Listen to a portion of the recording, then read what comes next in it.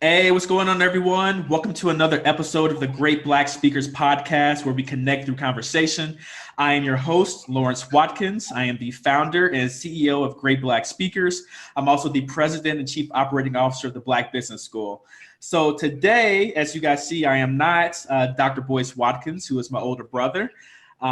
Today, we are connecting you with Mr. Herb Strather, and you're in for a very special treat.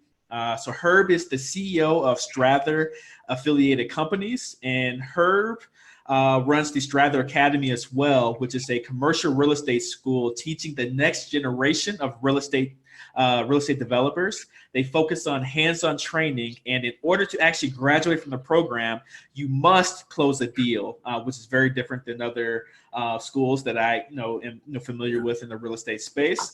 And today we're talking about how Herb has closed over $2 billion with a B, $2 billion in real estate transactions through leveraging commercial real estate.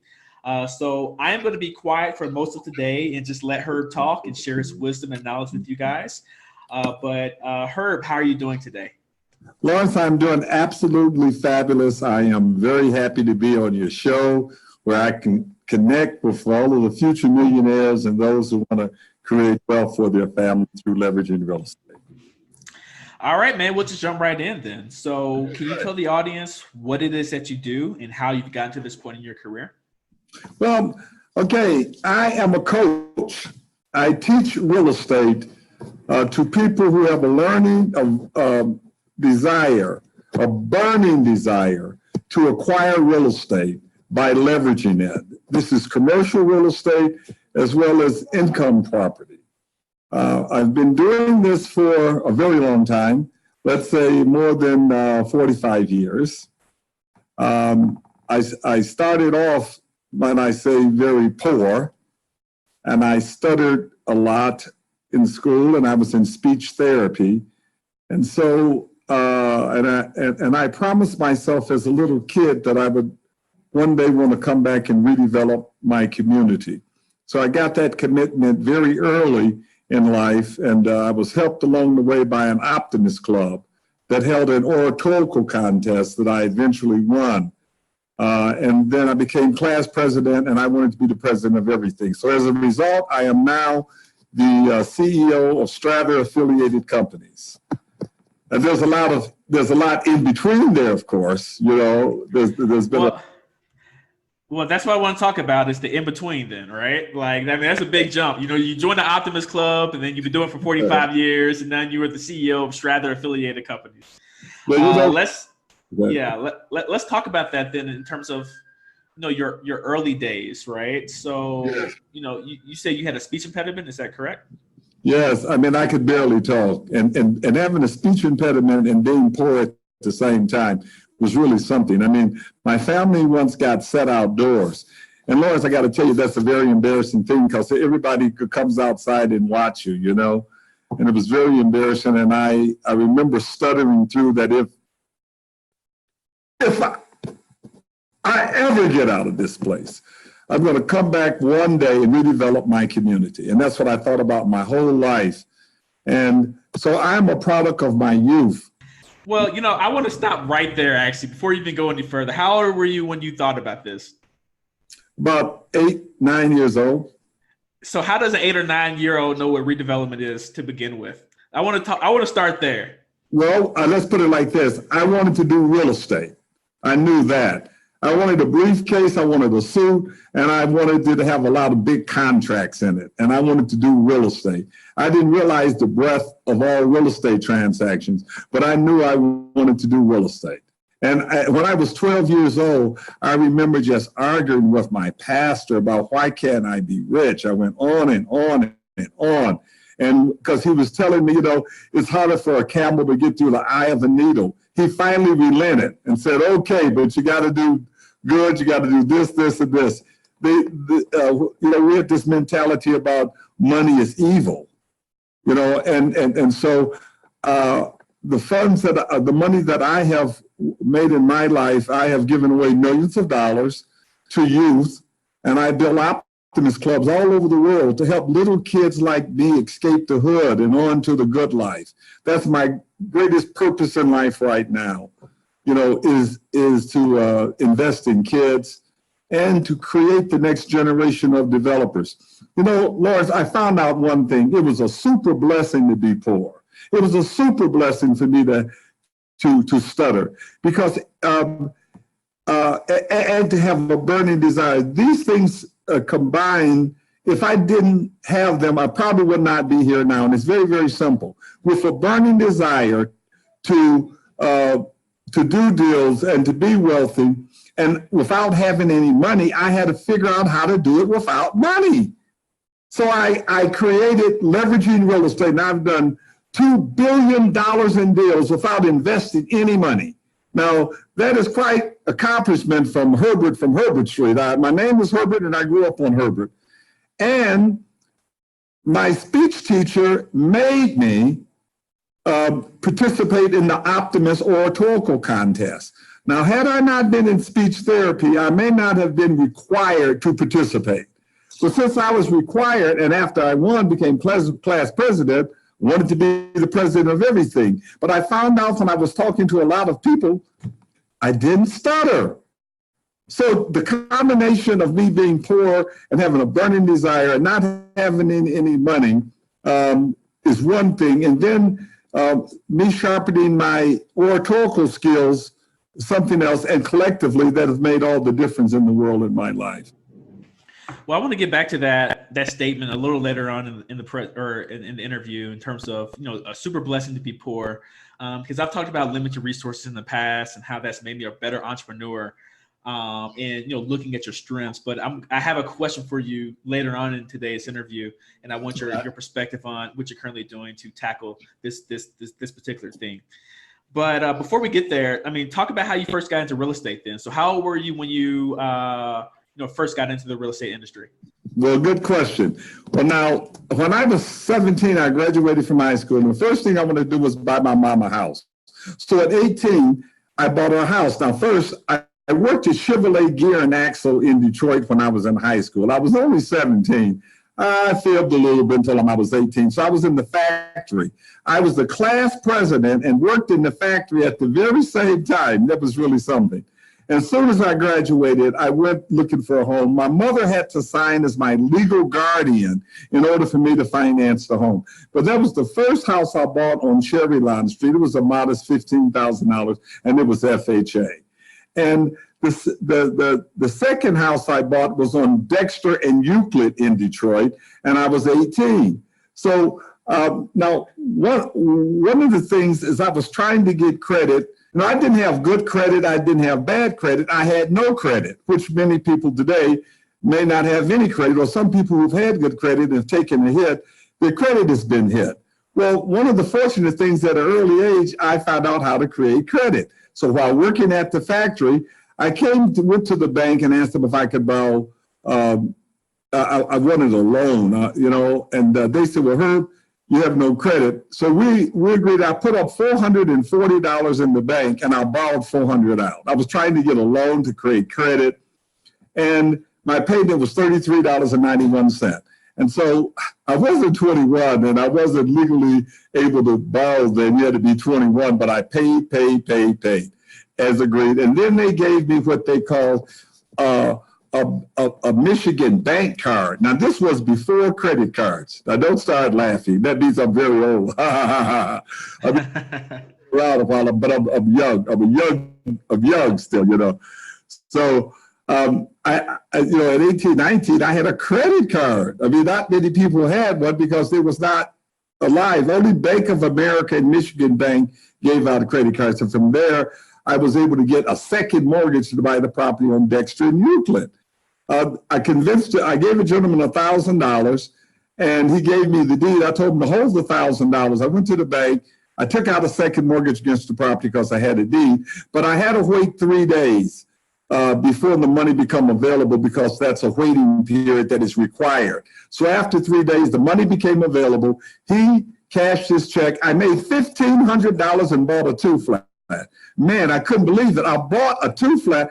In other words, instead of investing money, I made money and bought the building. I couldn't believe it. So that was it. I said, I'm going into real estate. Let's stop there. Okay. Yeah. So let's stop there because I have a couple key questions for you. Okay. So the first question is, did you ever consider college, right? So you were 17 years old. I'm not sure how many people were considering college, in your neighborhood, that type of thing. But, were people like, were people, your class president, were people like counselors and principals pushing to go to college and say, hey, what are you doing this investing thing, that type of stuff at age 18? That's the first question. And then I guess the follow-up is, where did your education come from to even learn how to buy these two properties at age 17 and 18? Okay, that's a good question. First of all, I had a 2.6 average. Now, I had a 2.0 average, but when I won the presidency, the principal called me in and made me resign. Well, Martin Luther King had gotten killed back then. Now you know what year it was, 1968. And she says, oh, no, you're not doing this stuff, my boy. So he said, I will hold this resignation letter, and if you don't get your grade point up, then I'm going to say you resign. That was it. So I got it from 2.0 to 2.6. In other words, I didn't have the credentials to really go to Michigan State University of Michigan or anything like that. But I did attend a local college. It was Highland Park School. It was just a local school then. But here's the thing that I remember most of all is that my classmates was going off to college, I guess in August, late August, and I was at the factory then, and I was working midnights, and I was saying it's almost 5:30. I was thinking, well, they're waking up, and they're fixed to go off to college. And I remember there crying, and it kind of makes me cry when I think about it now, because it was really something, man. I'm on a builder machine at Chevrolet doing these bullets, and I'm working and I'm working. And I said to myself that night, by the time they got out of college, I was going to be rich. And I had 4 years to do it. And I made a commitment. I could not go to college. I did not have the grades, and I had to take care of my mom. And so I did go to college, but I dropped out because I wanted to be rich. I didn't want to stay in college all day long. I said, I'll go back to college later. And, later I was offered a chance to get a degree from the University of Michigan. They would simply test me. And then if I had anything missing, I could just take that course. I was on the board of trustees of Marygrove College, and I had done millions of dollars in transactions by then. And they said, with my life experience, I could get a degree, but I have not sought a degree. Now, what did your family think when you did that? Or when I was grown and they didn't care, No. Yeah. What did your family think during those 4 years, and you were going to the, I guess, local college, that type of thing, and like you were working this factory job, and you dropped out of the college because you wanted to be rich? Like, what was their mindset? They're like, this boy Herb, what is he doing? Go ahead. I was a real hustler, and I was making money. So, it was very exciting. I bought me a new Thunderbird and all of this kind of stuff. And one of the things is that I wanted to get in the real estate business, and I had a teacher that would, he said, they got to fool you. They got to fool you. He had gold teeth. You got to fool you. You got to fool you. It was amazing. I went up there and I failed the test twice. I cried on the curb. I went to Bowers Real Estate. And Bowers was in the first edition of Black Enterprise magazine. It was Motown and then Bowers. They were the number 2 company then. And they classified them based on sales and not on cash. So it was a misclassification, but they did classify them. And I went there, I was 19 years old. And Miss Bowers said, don't worry, just take the test, and they're not trying to fool you. I took it 90, and I passed by 90%. So she said, in order for you to join me, you got to do a deal every single day. She said, you got to get a listing every day, a listing. Can you believe that? I said, okay, I didn't know. So I went out, and the first month I got 28 listings. I fell short. Now, she took these listings and put them on a board someplace. I didn't know. But she said, come here, come here. She took me in the bag. She said, you did okay. And she showed me the board. Now, we had 30 people working in the office, and the whole office did maybe 60 listings, and I did 28. I did half. I think they had 60-something listings. I did almost half. I said, oh, my God. So my mentor and teacher was a lady by the name of Darylyn Bowers, and she taught me and gave me confidence. And she said, just do what I say, Herb. And I followed her. And at 19 years old, I was the #1 real estate agent, not only at Bowers, but in the entire city of Detroit. Everybody heard about a young guy named Herb Strather, and I was 19 years old then. That's wonderful. How I got started.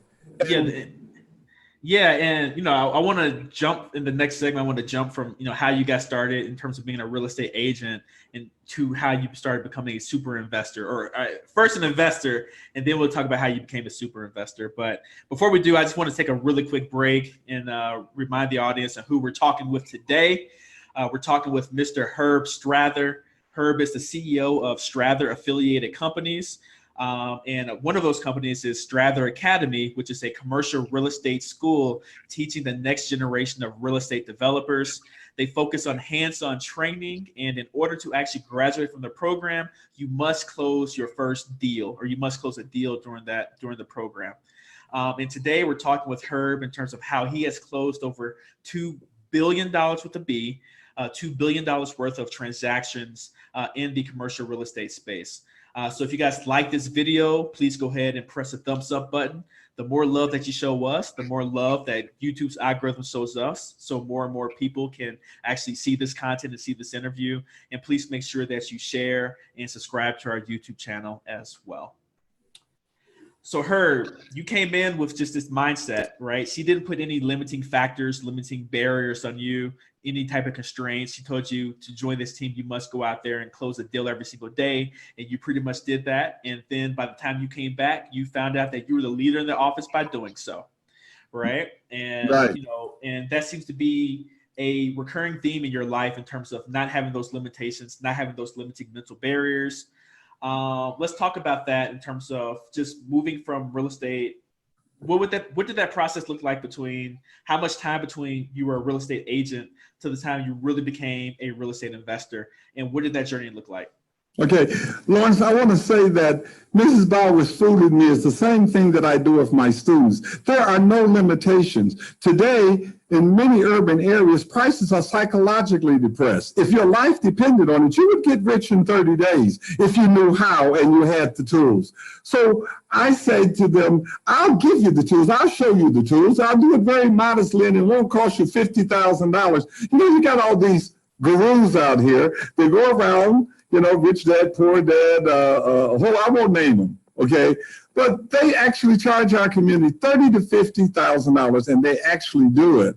So I like to just, say that what it takes is a burning desire and the education. Now, after having said that, I want to say that you can do it.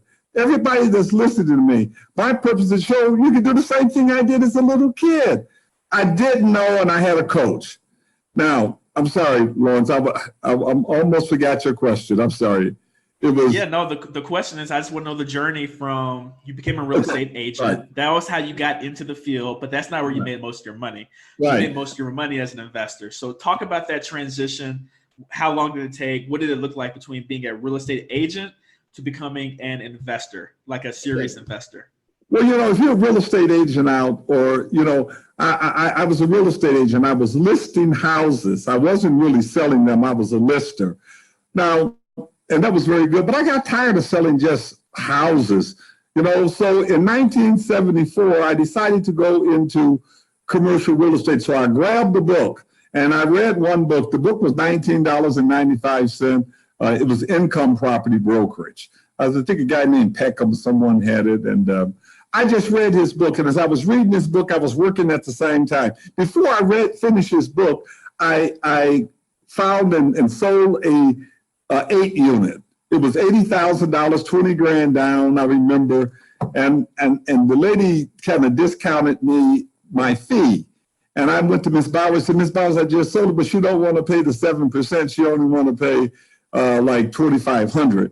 And then Miss Bowers said, well, you must have didn't finish your book, because you better go back and get your fee. You never discount your services. You got her the full price, didn't you? I said, yes. Well, I went back and I said, Miss Cool, you got to pay me the full amount. She said, oh, shucks. But she would only pay me the full amount. Miss Cool, I sold a lot of property. God bless her soul. I know she's in heaven someplace right now. But she was one of my greatest customers, very first one. And I sold her many, many things. But after that, I'm selling real estate, and I decided that I wanted to go on and start doing income property. But I was in an environment of residential salespeople, and there was no one that was in that zone. So I went off and opened up my own company, and it was difficult leaving Bowers because I love them, and I still love them. And but I opened up my first my brokerage, and I wanted to do it methodically. So I said, Detroit, where I'm from, there's a city called Dearborn. So where Dearborn borderline is like on Tireman and Greenfield. So I started right there. I just started on Tireman. So my first half a dozen deals were on Tireman. And then I went down Greenfield, every single building. I went down, took a picture of it, got the information, went downtown, looked up the owner, found out who they was, called them up, made deals. And so one of the things I want to tell everybody, you can't be afraid. With a burning desire, you will overcome those things. Some of us who were born and our parents did very well, gave us money, we may not have as much fire. But just because you did well and you got money, you still could have fire. But if you're going to have fire, find out something that you will absolutely die for, that you will die for, not just money.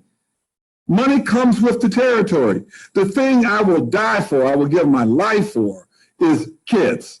Because my life was saved by optimists. I've built 154 optimist clubs in the world. Nobody living ever in history has built 100 civic clubs during one lifetime.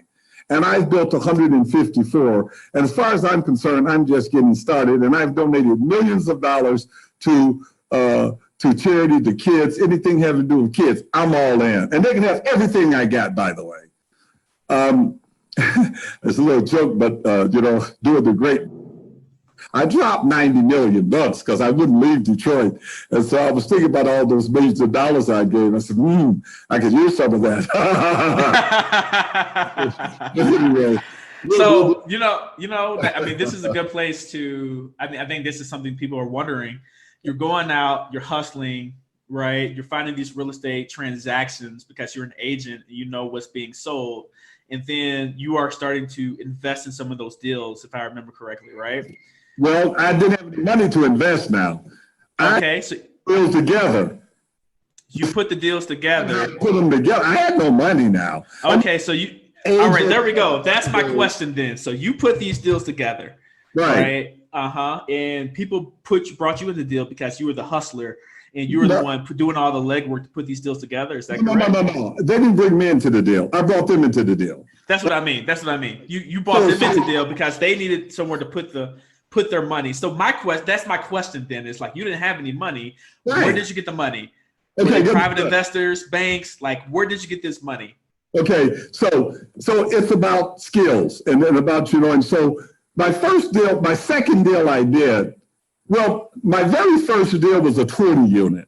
And there's a land contract for Wait, you said 20 or twin? 20. Your first building. Your first commercial real estate deal was a 20 unit building. Yes. Okay, so you're jumping in there because commercial starts, with 4 units or more, right? I mean, I guess 5 units or more is commercial, then 4 units and less is, multifamily and other things, right? Yeah. So now So that's a big thing to do with your first deal. Well, it was 20 units. I had bought the building. It was in trouble. I only took a few $1,000s down. And there was a land contract that the seller gave me. That's seller financing. So it had 5 land contracts, the first, second, third, fourth, fifth. So I had a fifth land contract. So I would pay the fourth, they would pay the third, they would pay the second, they would pay the first. So if I paid somebody on the 5th, by the time the first land contract holder got money, hell, it was the 25th of the month. Because it wasn't like electronic today. Everybody mailing, everybody checks around. And I think one day that one of my checks bounced. Bad ever something. Everybody was so bad it did. So anyway,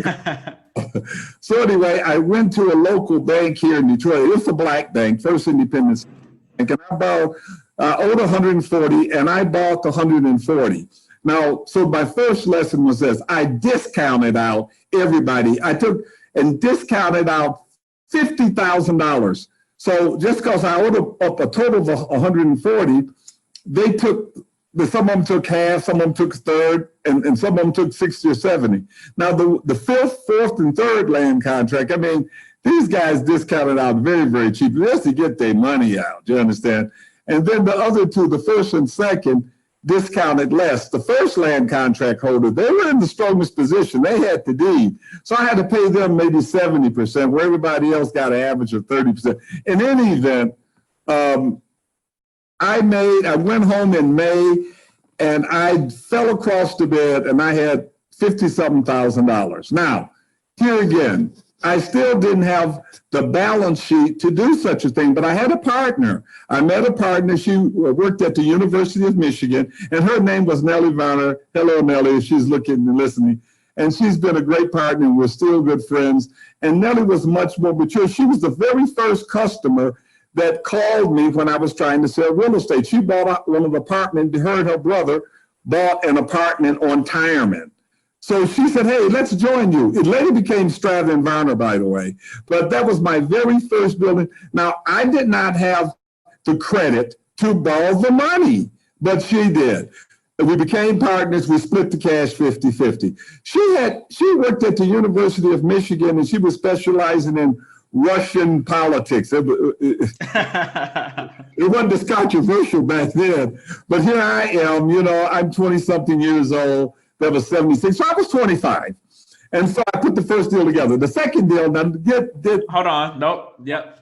How did y'all meet?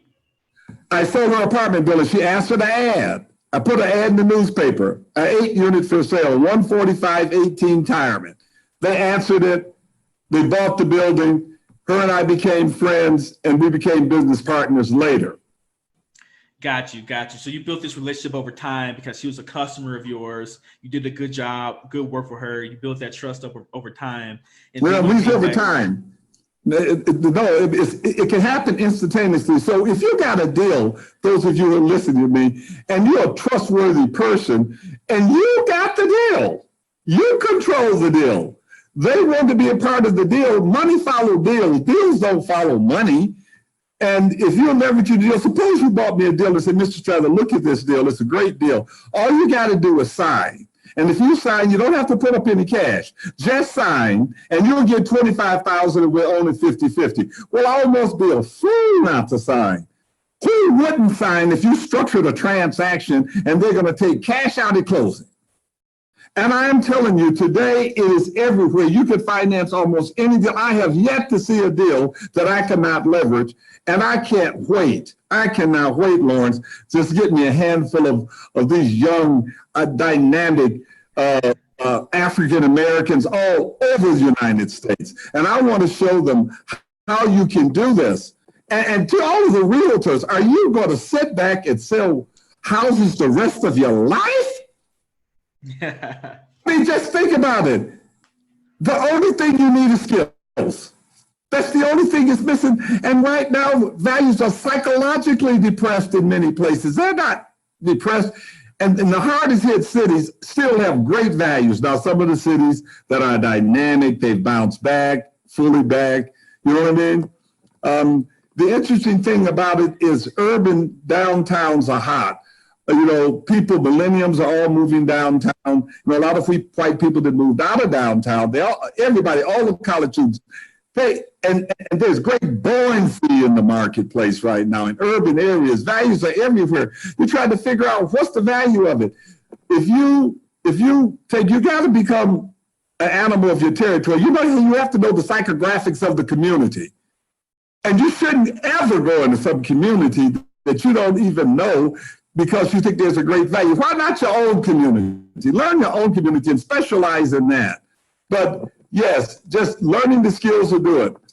So, yep. Now we're not even talking about your second deal yet because we're going to go deep on this first deal. You know why we're going deep on this first deal? It's because that's where everyone else is at who's watching this conversation, right? So most people haven't done a real estate transaction, a real estate deal, and there are a lot of things in terms of misperceptions, things they're afraid about, just things that they have to overcome before they can actually get their first deal done. So that's why I'm spending quite a bit of time on this first deal before we actually even move to your second deal, right?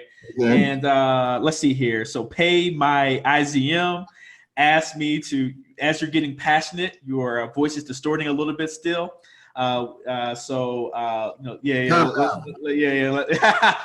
love that passion. I didn't want you to calm down because that's who you are. I want that to come through. But it's actually distorting the sound a little bit. So yeah, if we can work on that, that'd be great as well. But this information is freaking awesome, and I think the audience is loving it. If you're loving it, on the count of three, just go ahead and show us some love by pressing the thumbs up button. So show us some love on the count of three. 1, 2, 3. Press the thumbs up button. Show us some love. We really appreciate it. YouTube's algorithm, they go by that. So the more you show us some love, the more we can share this video with more and more people. On your first deal, though, I heard a couple things. You talked about land.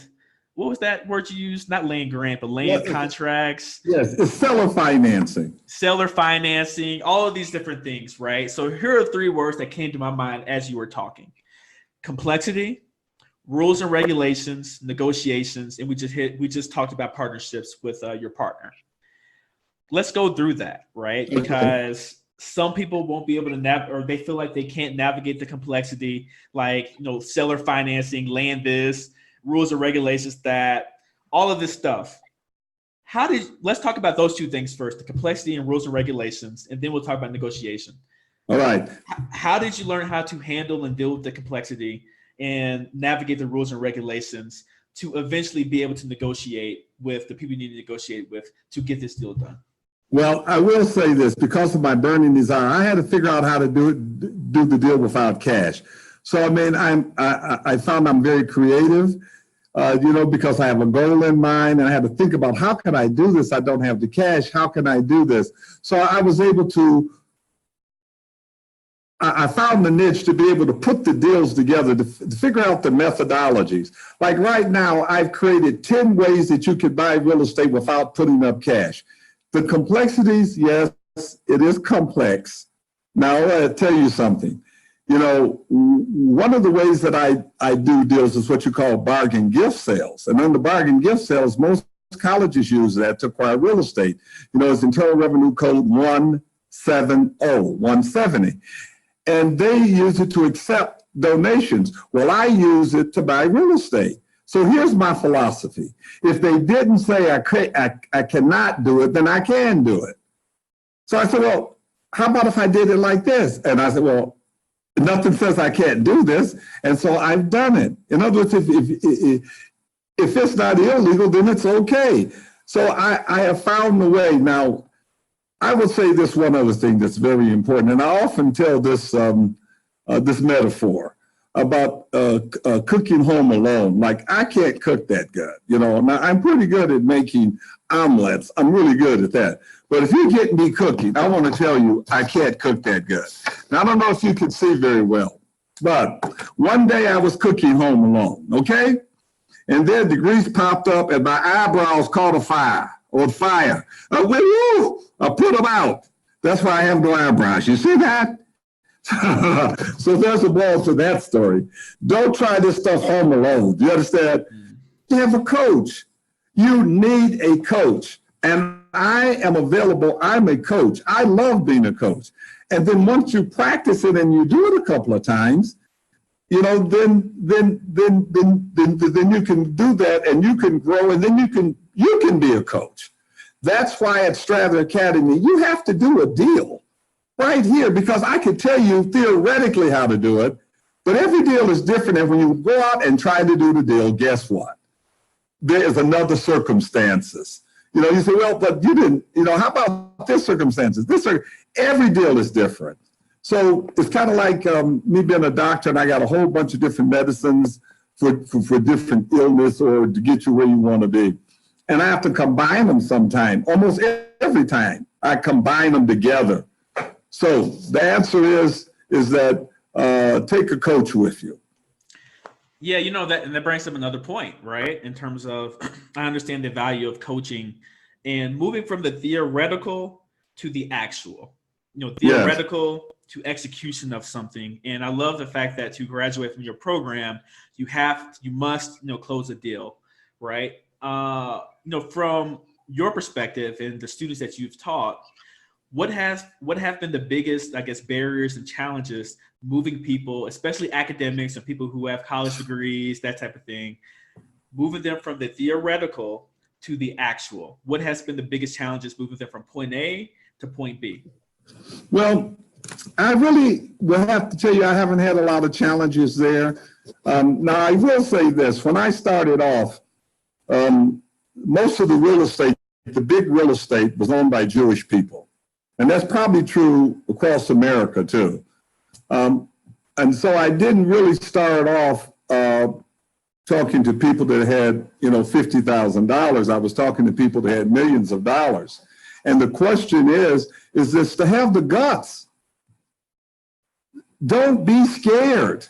You know what I'm saying? Now, like many of my students, I tell them to go out and find an apartment building and get and go through the unit, look at get the rent roll, find out if who pays the heat, see what the condition of it is, and the rest of the information was public record. I have had a challenging time getting them to do it because they're scared. I'm asking you, are you scared to get rich? You know what I mean? In other words, it's going to take some gambling. Yes. I mean, you may be scared a little bit, but you got to go for it. For me to call up a very rich, wealthy person, I was, I got my nerves up, and I went and did it. So I want you to go for it. Everybody that's listening to me, if you got a baby that you crazy about, you'll go for it. Do you love your daughter, your granddaughter, your kids? You want a better life for them? Go for it. Overcome what your fears are. Invest in yourself. And for God's sake, don't try this home alone. Like you're going to be an experiment and you're going to invest. And then you get in a lot of trouble. You say, hey, Mr. Strather, I'd like to talk to you about it. Look, I did this. And I'll say, well, why did you do that for?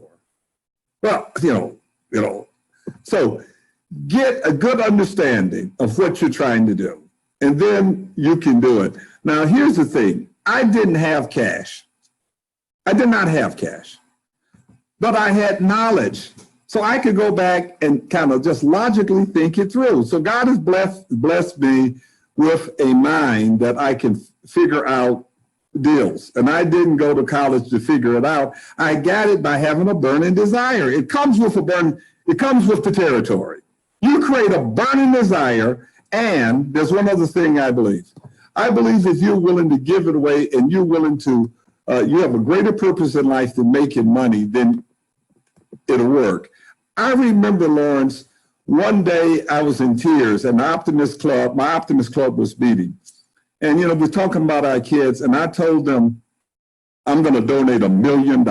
And I sit up there and cry. I said, I'm going to donate $1 million. There was only one problem. You know what that problem was? What was that problem? I didn't have the billion. Yeah, exactly. That's what I thought it was. But that's okay. I got the million. I got the million in the next year because I created the casinos. And we made $160 million on that deal. But what happened? What would have motivated me to go out there on the streets and get signatures? I only had 2 weeks left. I didn't sleep. I slept 2 or 3 hours a night. At 4 o'clock, I had to get to the post office and get their signatures. 4 a.m. At 8 a.m., I had to get down to the city county building and get all of those people coming in. At 3 o'clock, they was getting off work. At nighttime, I went to the bars. I just did it. I did it because I had to get the million. You understand? I found something. So first of all, don't even try this if you're going to do it for money alone. If you're willing to take and help somebody, be a philanthropist in life, then I'm willing to help you accomplish that. You know what? That's interesting in terms of you talk about the core desires in terms of why do you want to be rich? Why do you want to have that money? And I talked about this earlier in an earlier interview in terms of, what do you want to have? What do you want to be? What do you want to do? How do you want to help others? Answering those types of questions to find that deep level desire in terms of why you're doing what it is that you're actually doing. And it sounds to me that just throughout this interview, you talk about that being the first step, that being a crucial step in terms of, making sure that you get from, point A in terms of where you are now to where you want to go, because, during those tough times, you're going to need that burning desire to keep you straight. You're going to need that burning desire to get you through those long nights where you're not making any money. You need to get, you need to have those burning desires to get through that tough conversation that you may need to have with a business partner or a contractor or a financier, whoever it is, some type of partner within your ecosystem, to say, hey, I mean, things aren't working out the way that they're working out, but we still need to push forward with this particular project, et cetera, et cetera, et cetera. And I think that's such an important thing because we want, as people, want to know the how-to information in terms of getting from point A to point B, which is so critically important. And that's why, Herb has, the Strather Academy to teach you a lot of that, to teach you all of that stuff as well. But in addition to that, you need to have that burning desire. And, I think, that comes clear in this interview more than other interviews in terms of the importance of that burning desire. And I want to talk about that burning desire now in terms of, moving from that first to that second, but then also I want to talk about that scaling piece that you just mentioned in terms of the casino project, the casino deal, and what that has taught you about business, scaling up to these hundreds of millions of dollars, transactions versus working with, hundreds of thousands and $1 million transactions. But before I do, we're going to take a little quick break and just remind everyone that I'm talking today with Mr. Herb Strather. Herb is the CEO of Strather Affiliated Companies and the Strather Academy, which is a commercial real estate school teaching the next generation of real estate developers. They focus on hands-on training, and in order to graduate from his program, you must close a deal. And today we're talking about how Herb has closed over $2 billion with a B, $2 billion in commercial real estate transactions. If you guys like this video, please make sure that you show us some love by pressing the thumbs up button. On the count of 3, everybody press the thumbs up button on YouTube.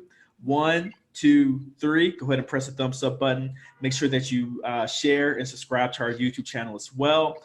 I know that some of you guys were asking for the link of Strather Academy. I put it in chat, and thanks Dual for putting that in the chat. And it's also in the description of this video if you want to check out Strather Academy after our conversation today with Herb. Herb, let's talk about scaling up, right? Okay. So first, getting the deals and the reps underneath your belt in terms of, doing these smaller deals and, making more money. But then the time you want to scale up and do casinos, what did the time between those 2 points look like? Well, let me start with my second deal. Now, I did a 20 unit. My second deal was 190 units. So don't worry about the size. It means nothing. It's just an extra zero. As a matter of fact, the bigger the deal, the easier it is to do. And the person who I bought the deal from was like maybe the wealthiest or second. I mean, they were in one of the wealthiest Jewish persons firms in the entire state of Michigan. They owned racetracks and they were the premier real estate developers. And they were good and tough, and they were good and rich. And my name was Herb, and this gentleman was named Herb. He was named Herb Tyner. It was Hartman and Tyner. So you got to do your homework. So I ran the homework, and I started from a book. Now, I could not have possibly figured this out had I not read the book. You got to get some education. You got to invest in yourself and get as much education as you can. And I learned most of mine from experience, because when I did business with rich people, I had to talk to their lawyer, and me and their lawyer would sit back, and I got my education from these guys, because when I finished with them, I was better than most of the lawyers. I knew what not to do. I knew how to structure deals, because they would mark my deals up and say, don't ever do this and do this and do this. So, and then my client would never sign nothing like this. And so we would share, and some things that was a thread. It was a common philosophy, like you're signing the purchase agreement, you should never sign it with personal recourse. And unless you exclude personal recourse, you have personal recourse. Someone gave me a deal the other day for $1 million and said, if in the event of default, that I can elect to enforce the terms of the purchase agreement. Now that's about the stupidest thing. Well, I said, why would this guy get a lawyer? You know what I mean? For an example, so you got to invest in yourself. Do not try it home alone. So in any event, when I underwrote this property, it was 190 units, rents were going for $125. This was in 1977, long time ago. 77, I was 26 years old by then. And I said, boy, this deal here, I did my research. So you do your homework, you x-ray, you underwrite thoroughly. Don't go off half-cocked.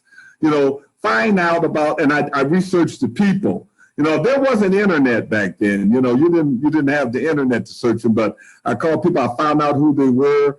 And so I was ready. And Lawerence, when I went to present my offer, I bought me a brand new suit. It was interesting. It was kind of like the suit I have on now, but it was an orange tie. I remember getting how I look. I was asking everybody how I look. They said, wait a minute, you bought a brand new suit just to present the offer? I said, yeah. I'm going to meet this rich guy, how I look. And so anyway, I went out there, man, and now, here's the interesting piece. Okay, actually, it was a little deal in between the 20 and the 190, which didn't close. But I met a guy named Grenadier, and he had the biggest building on this street called Greenfield. It was fabulous. And I went to him, and I told him I wanted to lease his building under a net lease, and I'll pay him so much. And he was impressed by my energy, and just, I was so intense, and I wanted this. So, if you got a burning desire, people know it. If somebody walked in my office and they're sharp and they want it, man, I'm going to pick that up. So he walked in and he says, okay, and he gave me his building to manage. That was a bad decision he made, because I couldn't manage real estate. Within 90 days, there was a tenant strike, everything. But he said, hey, I'll take my building back. So I gave it back to him, you know what I mean? Now, after the experience like that, you would say, I better leave this guy alone. But once I got this 190 units, I ran my numbers. Hold on. Actually, that's a great point. That's a great lesson. And let's distill it, right? So just because you're a great real estate agent, you're a great real estate investor, or you're becoming one, that does not mean you're a great manager. Right? Right. Yeah. I mean, you're still in real estate, but you weren't a great manager. So I think that's important for everyone to understand is, know what you're great at, know what your skill set is, know what your role is, and then team up with other people, right. other qualified people, and, build teams together that have diverse roles and do something great, instead of trying to fill every role and think you can do everything and be great at it. Right. Right. And Lawerence, if let's say if you don't think you're the management type, or you're very busy, you don't have the time, then you got to manage the manager. There's no such thing. You go sign a deal for $1 million or $500,000 or 100 or 200, whatever, and you turn your building over to a management company. Well, the management company interest in that deal is their management fee per month. What is that? They have no skin in the game. You have got to take and get a projection, a budget. And you get your monthly reports, and you sit down and you go over it. They got to know you watching them. And you got to be involved even if you're not doing the day-to-day management. So you got to manage, at least you just manage the manager. So in any event, let's go back to this story. I went back to Grenadier with this 190 units. And I said, Grenadier, look at this deal. I said, here's the deal, Grenadier. I need $200,000 down. I want you to put $100,000 in the bank and buy a certificate of deposit, and we're going to use that as collateral. Plus, we're going to put a second mortgage on the building. So the collateral is $100,000 in the bank, and we'll put a second collateral on the building. Now, back then, we was in the 50% tax bracket. So 50% of a deal for a couple $1 million, and we have what you call double declining depreciation and a whole bunch of things like that, component depreciation, which means I could depreciate the carpeting and the roof and the appliances separately. But the write-off on it ran almost 10% for the first 2 years. So if someone took and had a $200,000 tax write-off, well, they got a $100,000 tax refund in cash if they're in the 50% tax bracket. So if he gave me if he put $100,000 in the bank, he didn't invest anything, he still got his interest. And he had to just put the money in the bank. We're going to use the property as half collateral. The other half, we're going to use his CD in the bank. I needed him to sign that bank loan for the 200. He said he signed it. We split 50-50. And I got a fee. Now, it wasn't a big fee. I didn't know how to I just didn't get a big fee. I got a $35,000 fee. Then, on a $2 million deal, that was not a big fee. But I owned 50% of the deal. Can you imagine? Here I was, 26, and now I closed my deal, and it had $1 million worth of equity in it because his rents were $100 under the market. That was December of 1977. So once you find your niche, okay, then the next year. Well, hold on. When you exited that deal, what did you make? I made $35,000 and I made $500,000 worth of equity. When I exited, I sold this deal during the recession, but I had made millions of dollars on the deal. I eventually bought everybody out and owned the deal myself. And during the recession was some pretty difficult times, but I refused to leave Detroit. But I would say I've made a few $1 million on it because I sold it for twice what I paid for it, but not what it was really worth. And not what it was what it was worth then, but not what it was eventually worth. It eventually sold for $8 million. I got you, but you still made a nice little chunk over the years, over the 30 years that you had it, right? But you know what? I never wanted to sell it, because it's like one of my first buildings. But what happened during the recession? I'm skipping around a little bit. Yeah, actually, So I know we're limited on a little bit on time. Yes. So there's really two big things I want to cover, really three, for the rest of this interview. Okay, go ahead. Yeah, I want to cover these tough times because I think everyone's going to go through tough times when they're in business. Yes. And then real estate, you're going to go through tough times. I want to know how you handled that in 2008. I want to know in terms of showing people just the opportunity in terms of what could be the possibility. And I want to talk about how you scaled and start doing these casino deals, which is adding another zero to the types of deals that you're doing. And then the third thing I want to talk about is just the Strather Academy and talk about the benefits of Strather Academy. And actually, we're just note in comments if you guys can help us out. We're actually trying to do something with Herb too. So if you guys want to see this commercial real estate course come out on the Black Business School, please let us know in the comments. Please let us know in the chat. The more positive feedback that you're able to give us and thumbs up, that type of stuff, the greater likelihood that we could see that you guys want this. And if demand is high, we're going to supply you with it, right? So the more you can do that, the better.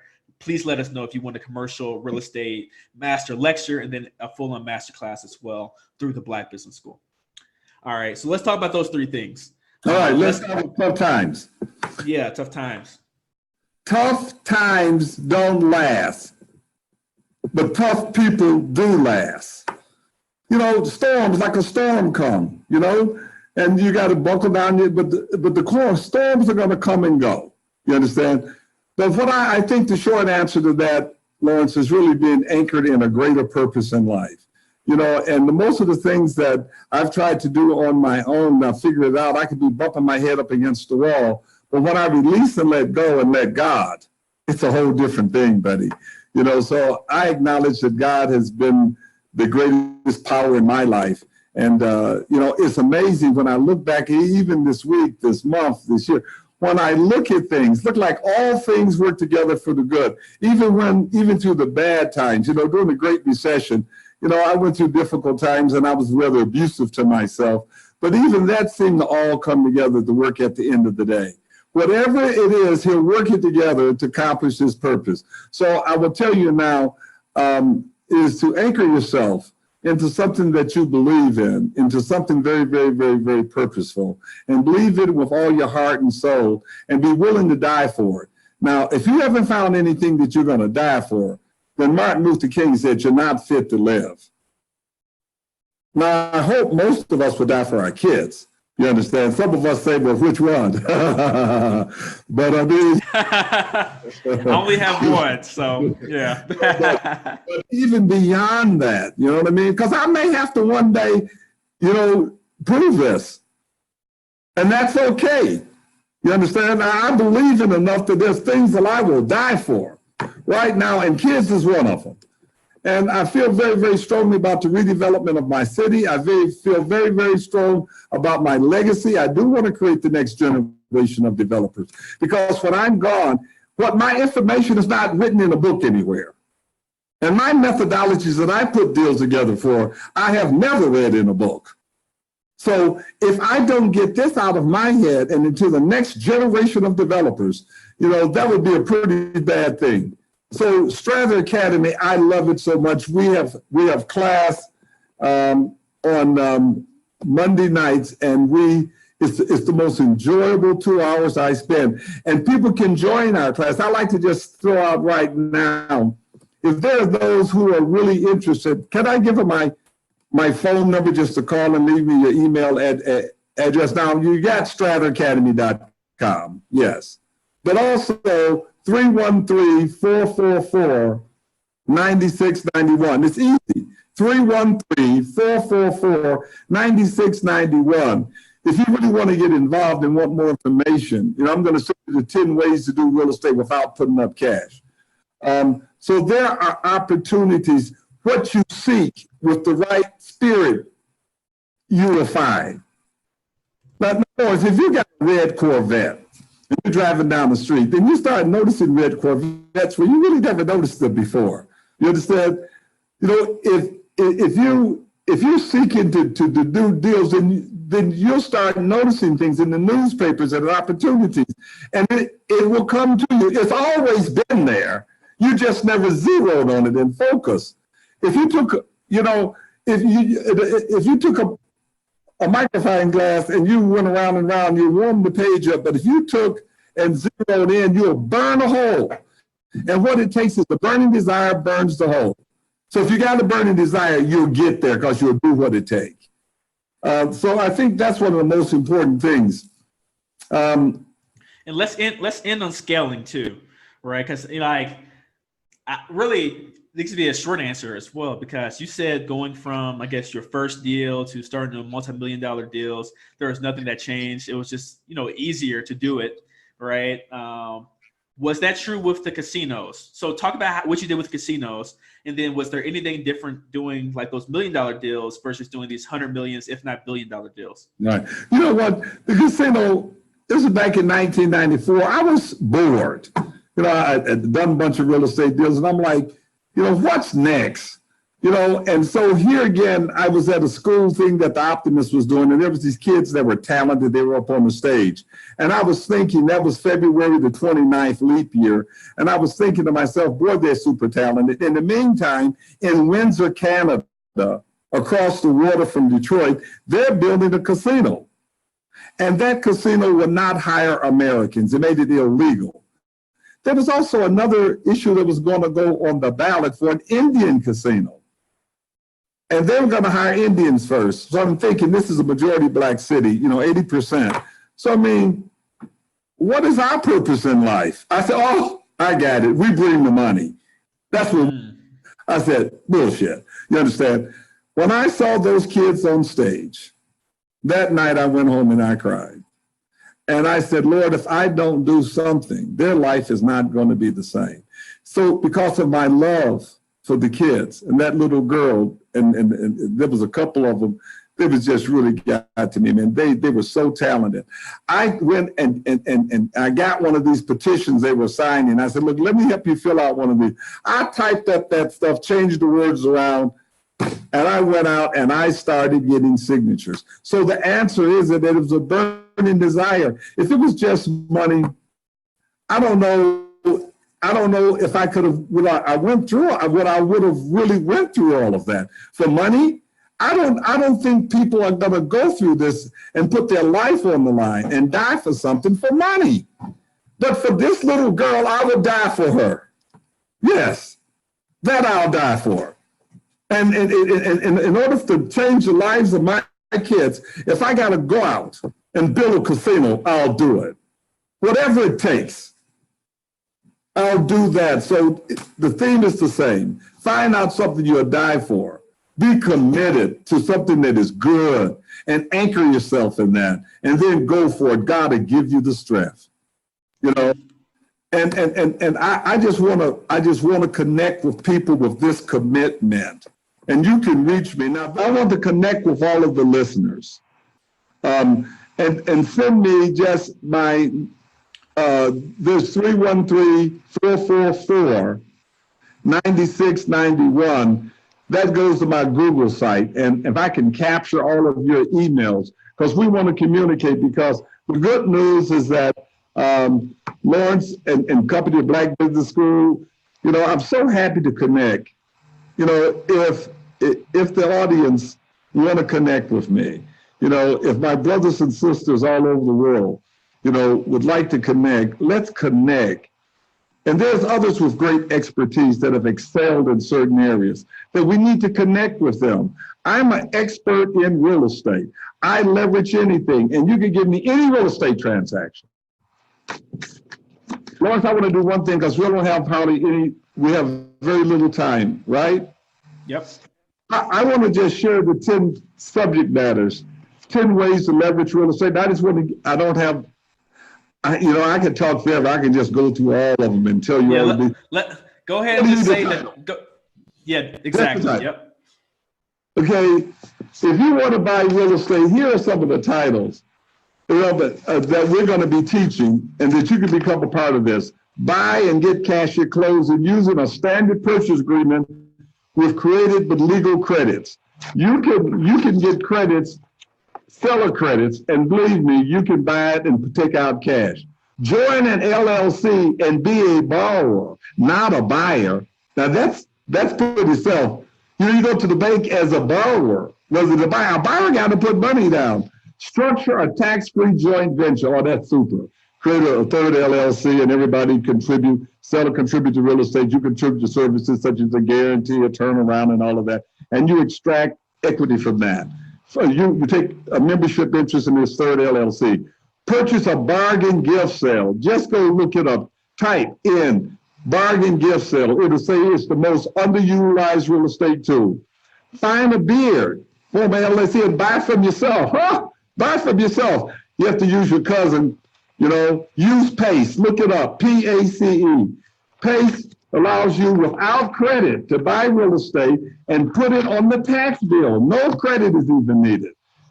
And then finally, is that it? I think I think two more. You could use your brokerage fees, development, construction, and leasing. And most importantly, right now, you can leverage real estate using a participating promissory note.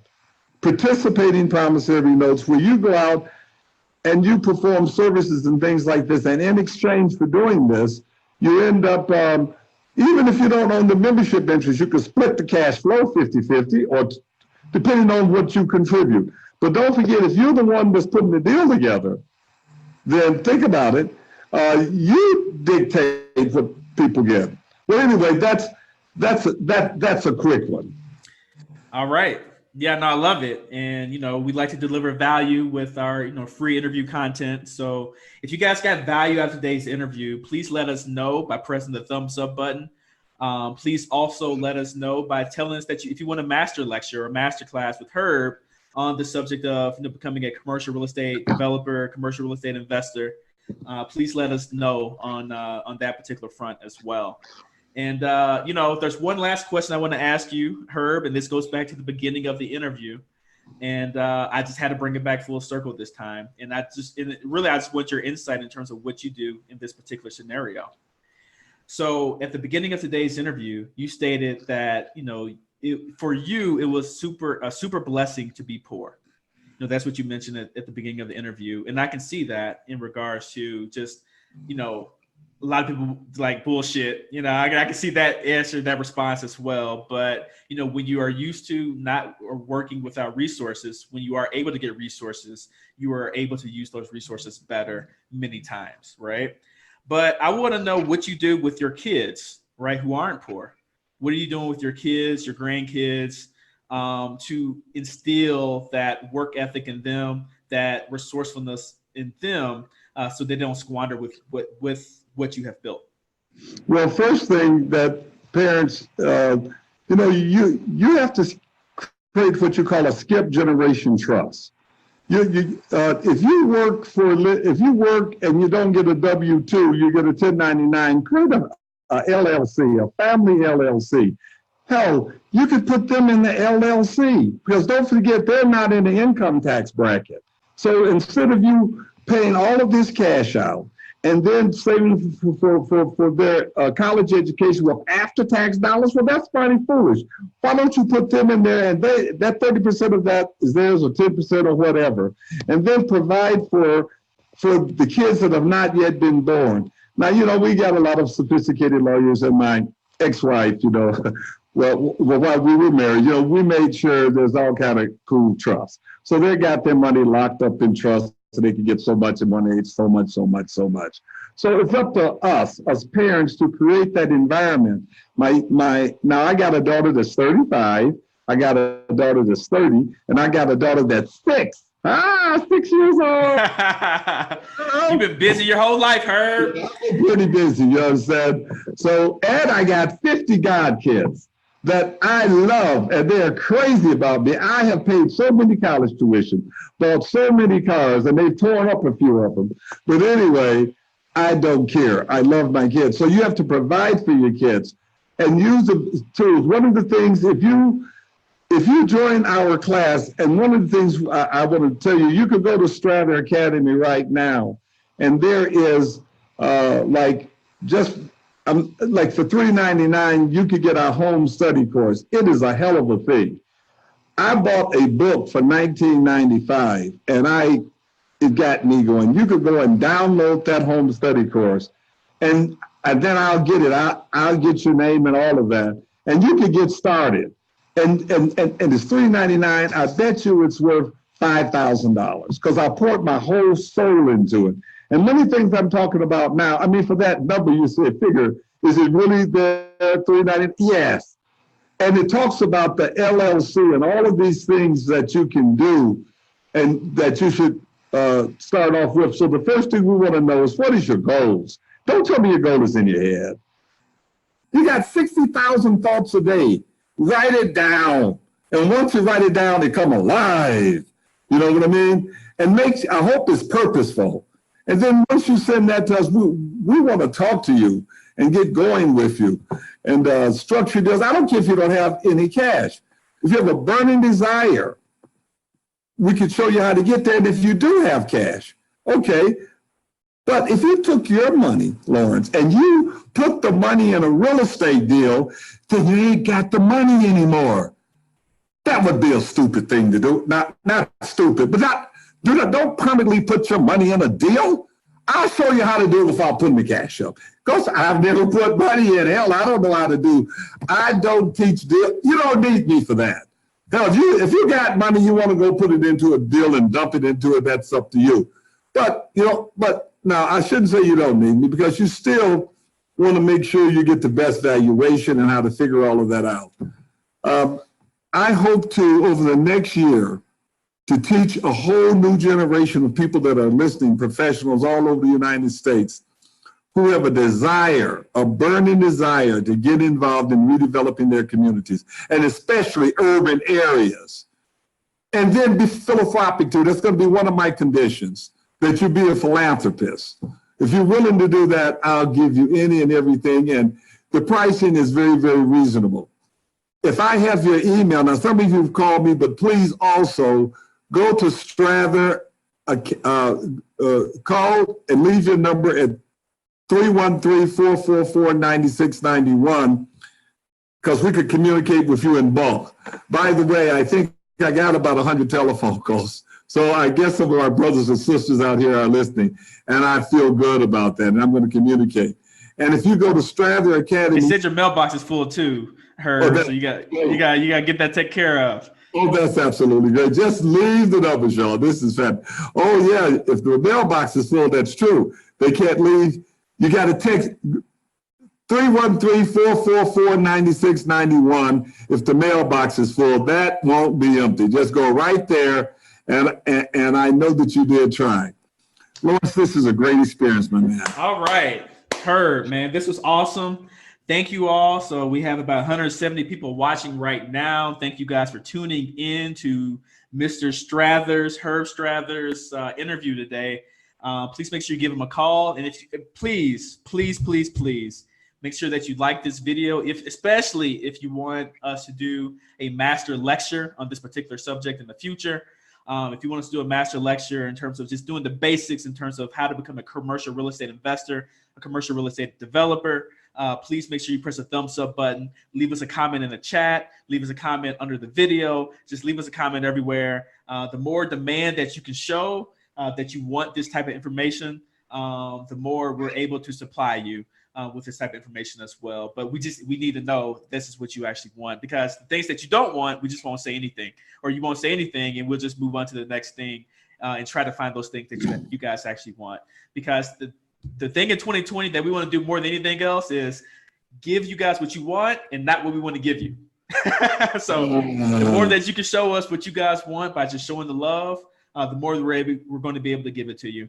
Also, make sure if you were on for the last interview, we have a special master lecture coming up in terms of how to successfully create generational wealth through government contracting with Brother Walter Cotton III.